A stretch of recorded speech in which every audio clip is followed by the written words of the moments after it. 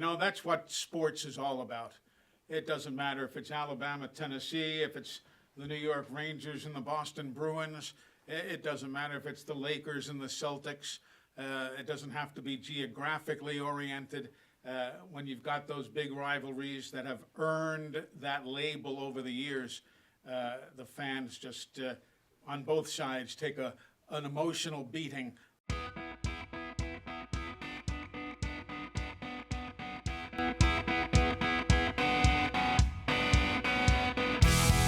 Beat Everyone is brought to you by Broadway Joe's Fantasy Sports, inspired by football legend Joe Namath. Embrace the thrill of daily fantasy sports like never before in a new app coming soon. Welcome to Beat Everyone. I am Ben Flanagan with AL.com. I'm here with AL.com's Michael Casagrande, and we are once again joined by Eli Gold for the Golden Age. Eli, how you doing? I am well. Good to be back with you guys. We're going to be talking Tennessee, and it's one of the greatest rivalries in the history of college football, certainly in Tuscaloosa. Sure. When we say Tennessee, or the third Saturday in October, what springs to mind for Eli Gold? Well, I think any game that has a name, the Iron Bowl, the Red River rivalry, any game that has a name has it for a reason. And the third Saturday of October fits right into that. The game has meant so much to so many for so long that you can't help but get caught up in the Alabama-Tennessee rivalry. And I was one of those who felt that the rivalry remained intact. Even though Alabama has had streaks of wins, and even though Tennessee has had streaks of wins, I've always felt that regardless of what happened last year or the last 15 years, it's still a rivalry. Well, on that note, can you sort of explain to people, because there was such a long stretch when the Tennessee rivalry paled in comparison to Auburn, obviously, but LSU, who emerged as arguably Alabama's biggest rival during the Saban era. Can you explain to people, why was Alabama and Tennessee, why was that rivalry so heated? Well, if for no other reason, it's a border war, obviously, number one. It was very important for both areas in recruiting. Tennessee has gotten some great players from Bama. Bama's gotten some great players out of Tennessee. And both schools have produced so many world-class players that I think you can't overlook any of that. The records are important, sure. You want to win them all. And for years, Bama did. But for years, Tennessee did. So I think it's just been a good, healthy rivalry. Maybe not healthy at all times, but it's been a good rivalry, and I think all of those elements contribute. Speaking of healthy, one of the traditions of this game was to smoke cigars. Yes. It's weird because there's no trophy. It's not like one of those trophy games where you. Did you ever smoke a cigar? No, I have never smoked.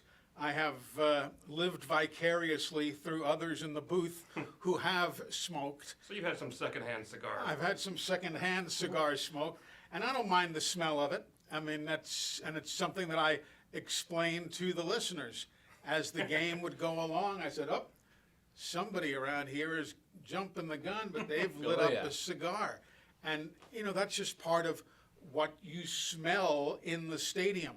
So I describe it. It's part of what radio is. You describe everything. So I would describe it, and then I'd turn around and, it's Tom Stipe, when Alabama's up big and he's already got the cigar going. But I've never smoked cigar, anything. But I respect those who do, and that's their choice. And the smell does take on a significance on that third Saturday of October. It's weird because I feel like in recent years, from my history, like I've said, goes back to 2009 with Alabama, and I feel like in those earlier years, you would start to see it like after the game outside. But in recent years, it really has been very prominent within the stadium. People are not abiding by the tobacco ban on the campus of the university, and it is. I mean, it was thick. I think it was 21 maybe, one of the years right after the pandemic where it was almost like in players on the field. There's a player who's an asthmatic who said it was almost too much for him on the field. It was. So I don't know. We're talking about cigars. I mean, we're talking about broadcasting. I think it's great though. I mean, it's great for both fan bases, obviously, and one didn't get the opportunity to smoke the cigar in the way that they had hoped, for several years during the Saban era. But look, Tennessee beat them in 2022, beat them and snapped the streak, and there was a mushroom cloud of cigar smoke over Neyland Stadium that night. But even the next year in Tuscaloosa, when Alabama comes back and beats them, I've never seen the Alabama fan base so happy, and they are so happy when they beat Tennessee in a way that kind of trumps beating the other rivals. Yes, and that's a good point. And there were times where I thought that the Alabama-Tennessee rivalry had usurped the top spot on the we want to win list. But it's just because it goes back so long, and there have been so many personalities, let alone Coach Bryant and Coach Neyland, the Johnny Majors, all these people, and the great players. And, then there's that animosity of Peyton Manning leading the band in Tuscaloosa, and that early touchdown to Kent, that first play of the game when he hit Joey Kent for a touchdown. There's just been so many big plays. We've mentioned in past shows the Terrence Cody block, and it has a life of its own. It just does. You almost wonder if Lane Kiffin didn't spend, if he was only there, he was there for one season, 2009. If he would have been there for a decade, how much fun that would have been, the needling. Because, in that 1 year he was there, he had suggested that both Alabama and Tennessee wear their home jerseys, that they were to wear, they wanted to wear orange, and Alabama wear crimson that year, and Saban clearly was not playing that game. But how much fun that could have been instead of the Butch Jones, it was most of the time I was covering the team was pretty boring. Like you knew you going into almost all of those games up until 22 that it was going to be was going to name your score. There was a stretch, you talk about boring, and I hate to use that term, but there was a stretch where there weren't a lot of personalities among the SEC coaches. There was a stretch there where a lot of guys were kind of off in their own world and would likely to say anything, and that was interesting. And then there was a stretch where a lot of these guys were just very plain vanilla. But it happens, that's life. Not everybody in the studio right now has the same personality. We're all fairly sick, I believe, but no, it's just, I know what you're saying, but there was just something about this rivalry because of the proximity, state to state border deal, that probably set it apart from all the others. I love boring games, frankly. As somebody who's followed Alabama for a long time, boring games mean blowouts, for the most part, and that was true for the Tennessee rivalry for a long time. But close games are amazing. I mean, the Terrence Cody block game, that was a miserable experience if you're an Alabama fan until the moment of jubilation at the very end. Sure. 2015 was a very close game, too, when Jake Coker has to find Calvin Ridley for a few big passes, and Ryan Anderson has to strip their quarterback. Was it Josh Dobbs at the time, I think, maybe? And then A'Shawn Robertson scoops it up. Derrick Henry finishes it off, and that's a close Tennessee-Alabama game during that era. But you mentioned the personalities. One name you haven't dropped yet here, Philip Fulmer, was obviously a villain in the eyes of so many Alabama fans. You can hear it. Yeah. Why do you think that is? Why did Alabama fans feel a certain way about Phil Fulmer? Well, he said certain things that I think, didn't help Alabama's standing among others, and and that was his right. That was his right to do so. But the Bama fans had the right not to like the guy, and the funny thing is, people who know him say he's one of the nicest guys going. I really don't know him that well. I've done a couple of quick interviews with him, a couple of pregame deals, but I don't claim to know him well. But I do know some folks in the Knoxville area who just swear by him. Here in Alabama, they tend to swear at him. It's a little different. So Ben, on your list of villains, of Alabama football villains, not to turn the tables and ask different questions, but where would he rank? Where would Phil Fulmer rank? He's got to be high. Yeah. You know, when I was growing up as a kid following Alabama football, I was a little more focused on the players than I was the coaches. I didn't really start paying attention to who was actually in charge until I was a little bit older. So Peyton Manning was definitely a villain in the eyes, I think, of a lot of kids, because He was a villain you wish you had on your team. well, he was unbeatable for Alabama. He literally never lost.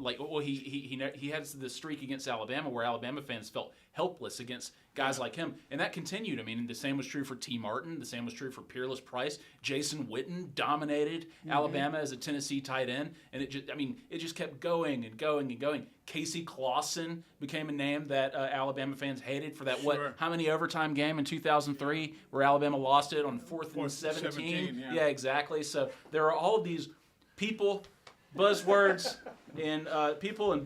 and things that people remember from that rivalry before it was a 15, 16 year run under Nick Saban, Yeah. right? So I think that's a big reason they love beating Tennessee so much, is because they endured so much heartbreak at the hands of Tennessee. Sure. Yeah, like we talked, it's been a series of streaks. It has been, but it's just there are people who, a guy I used to work with, Tom Roberts, he just abhors the Tennessee Volunteers. He has no tie to the state of Tennessee or what have you. He's an Alabama guy through and through from Fayette, Alabama, but he just doesn't like them. Doesn't like them. And, my daughter, I shouldn't even say this, but we were at the Texas Motor Speedway one day. I was doing a race weekend there, and the general manager there, who recently passed away, Eddie Gossage, a big Tennessee Vols fan, just a huge Vols fan. And we were there, and my wife and Elise, who was fairly young, and she walked up to Eddie Gossage with all of us. I introduced everybody, and I said, "This is Mr. Gossage." She goes, "Yes, I've heard you talk about him." I said, "Yes." She goes, "Nothing sucks like a big orange." Well, made me real proud, but it was just, it's just ingrown or something. It just sticks with you. Not to go back to source topic, but that 5 overtime game, what was that like for you to call a game that long, marathon? Well, the marathon part didn't bother me. It wasn't that many extra plays, but you get, like a fan, you get built up very much like the overtime with Auburn. Before Mechie caught the pass to win it. You just ramping up that anxiety. It builds up in you just like it does the guy in section 112. So yeah, it wasn't the volume of work that was no big deal. I've done 2 and 3 overtime hockey games, so that's an extra hour of play.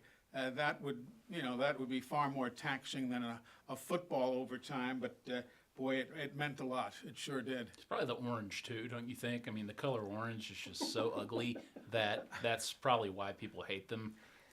Everybody's got their own reasons.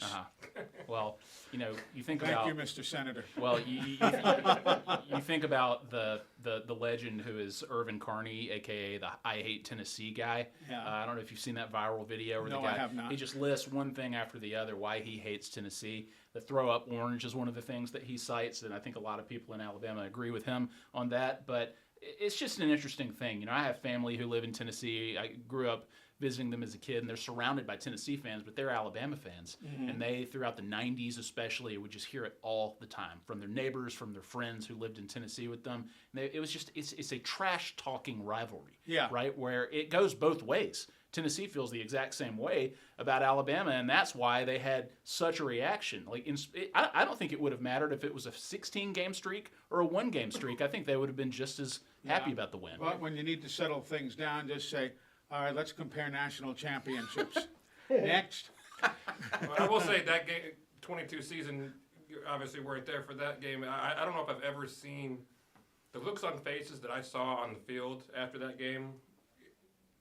Faces I've never seen before. The look of joy, the look of visceral, like pent up aggression that the Tennessee fans took out beating Alabama that day. I know people don't want to hear, but it was kind of refreshing to see somebody look that genuinely happy. And I felt bad for all the Alabama fans there because they took quite a beating from. There was no mercy from the Tennessee fans. I'm sure not. But that's what sports is all about. It doesn't matter if it's Alabama, Tennessee, if it's the New York Rangers and the Boston Bruins. It doesn't matter if it's the Lakers and the Celtics. It doesn't have to be geographically oriented.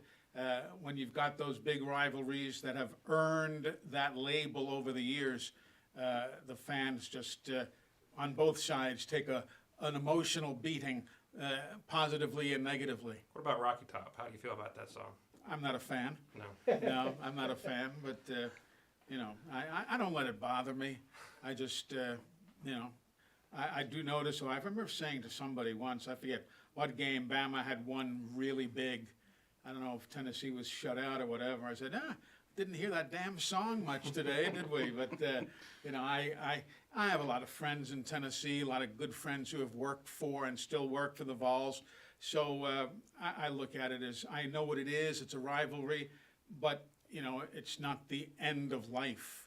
I have friends who I'm not going to discard because they wear that ugly orange. Is there a fight song that's the most annoying to you? That might be it. That might be it.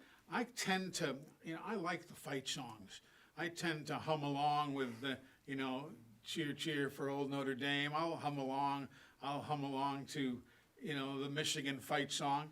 I've got a different set of words, which I'm not going to share with you today, but I have a different set of words for that, to hail to the champions. But, I just, that one is probably a little more irascible than others.